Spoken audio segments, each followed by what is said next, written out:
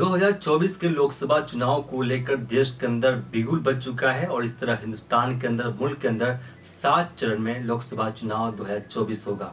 और बिहार में यहाँ पे 40 सीटें हैं लोकसभा की, वहाँ भी 7 चरण में लोकसभा के चुनाव होंगे। पहला चुनाव बिहार में 19 अप्रैल और आखिरी यानी कि 7वां चरण 1 जून को होगा। इस दौरान बिहार में सीटों को लेकर कई पार्टियों के दरमियान बातें बन चुकी है। अगर हम एनडीए की बात करें तो एनडीए के अंदर भी ऐसा माना जा रहा है कि वहां भी सीटों के बंटवारे को लेकर बातें हो गई है। इसमें से बीजेपी अपने सहयोगी पार्टी यानी लोक जनशक्ति पार्टी के नेता यानी कि रामविलास पासवान के बेटे चिराग पासवान को 5 सीटें देने की बात की जा रही है। इस दौरान मीडिया रिपोर्ट्स के मुताबिक बिहार में एनडीए के अंदर ही कुछ अलग भी नहीं चल रहा है और अंदर खाने इस बात को लेकर चिंता जाहिर की जा रही है कि रामविलास पासवान के बड़े भाई पशुपति पासवान को दरकिनार कर दिया जा रहा है।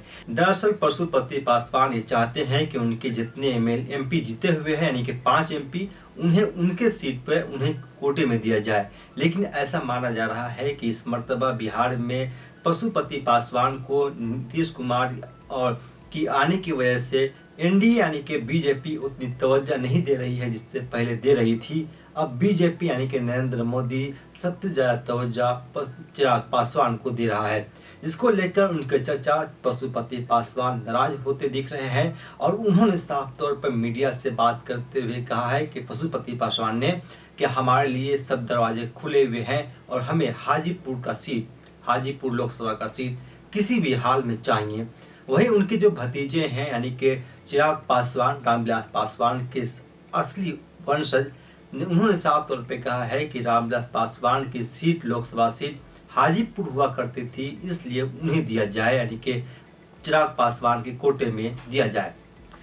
तो इस तरह बिहार में एनडीए के अंदर बात बन नहीं रही है। नीतीश कुमार जब बिहार में महागठबंधन को छोड़कर एनडीए का साथ हुए, उससे सबसे ज्यादा नुकसान चिराग पासवान को होता हुआ दिखाई दे रहा है, क्योंकि इससे पहले के लोकसभा चुनाव में चिराग पासवान की अच्छी खासी सीटें दी गई थी यानी कि उन्हें मैदान में उतारा गया था एनडीए की तरफ से।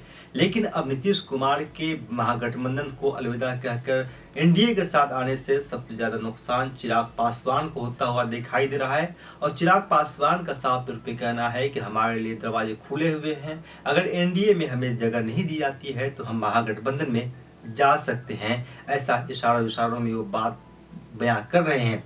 फिलहाल बिहार में केंद्रीय मंत्री और रामविलास पासवान की पार्टी यानी कि लोक जनशक्ति पार्टी के मालिक मुखिया पशुपति पासवान ने तेवर दिखाना शुरू कर दिया है एनडीए को और एक तरह से महागठबंधन में जाने की वो ख्वाहिश जाहिर कर रहे हैं।